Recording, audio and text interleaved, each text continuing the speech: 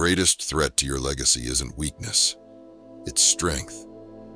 Not strength itself, but what follows it. The subtle poison that enters when you begin to believe you built that strength alone. When success whispers that you're different, special, beyond the rules that govern ordinary men. When achievements become identity and accomplishments become armor. This is pride, the silent killer that has toppled more great men than failure ever could. King Uzziah reigned for 52 years, longer than most Israelites would live. Scripture says, God helped him against his enemies, and his fame spread far and wide, for he was greatly helped until he became powerful. But then comes the devastating turn. After Uzziah became powerful, his pride led to his downfall. It wasn't adversity that destroyed him. It wasn't weakness. It was strength misunderstood. Look around at the wreckage of men who once stood tall. The pastor whose church grew beyond imagination until he believed his own press and fell to temptation. The business leader whose success blinded him to his family's collapse. The spiritual giant who stopped submitting to accountability, convinced his maturity placed him beyond it. These men didn't fail because they stopped working hard. They failed because they started believing the lie that their success was self-made. Pride operates with surgical precision. It isolates you first, convincing you that ordinary friendships can't understand extraordinary men.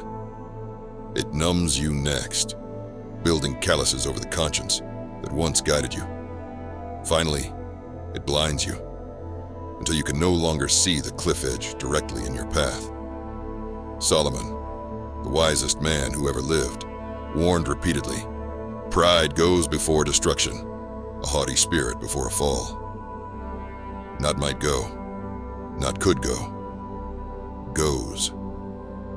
The connection is certain, the pattern established since Lucifer himself first said, I will ascend. The tragedy is that pride feels like confidence. It masquerades as healthy self-esteem. It disguises itself as the earned reward for discipline and sacrifice. While other sins announce themselves with guilt, pride arrives with applause. So how do you kill what feels so right? First, install guardrails of accountability. No man, regardless of his spiritual maturity, stands beyond the need for brothers who can speak truth without fear. Men who have permission to question your decisions, challenge your attitudes, and kick down the door when you stop answering. Second, practice purposeful gratitude. Pride withers when you regularly acknowledge that every good gift comes from above.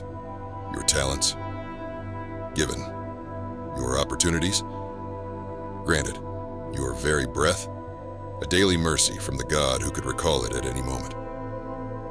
Third, stay close to your failures, not to wallow in shame, but to remember your humanity. Keep the memory of your worst mistakes nearby, not as a weight, but as an anchor to humility.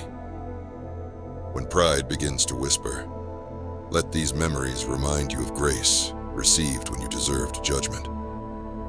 Fourth, serve secretly.